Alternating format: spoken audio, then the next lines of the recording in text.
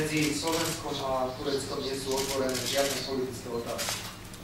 Môžeme sa preto plne sústrediť na podporu ekonomickej spolupráce.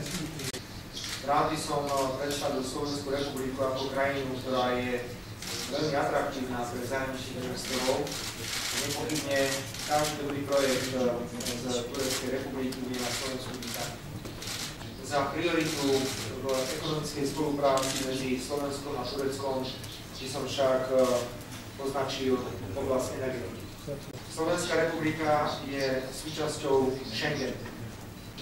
Môžem vám prislúbiť verejne, pán predseda vlády, že v rámci Schengenu urobíme všetko preto, aby sme maximálne zjednodušili vízové povinnosti, ktoré sa dnes vzťahujú na občanov Tureckej republiky pri návšteve Slovenskej republiky. Oceňujeme aktívnu úlohu, konštruktívnu úlohu, ktorú Turecká republika zohráva v regióne. Slovenská republika podporuje ambície Tureckej republiky stať sa novým členským štátom Európskej únie.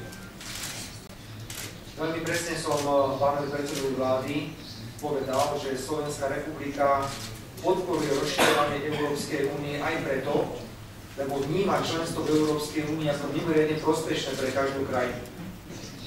A každá krajina, ktorá splní podmienky pre členstvo v Európskej únii, by mala byť prijatá ako nový členský štát.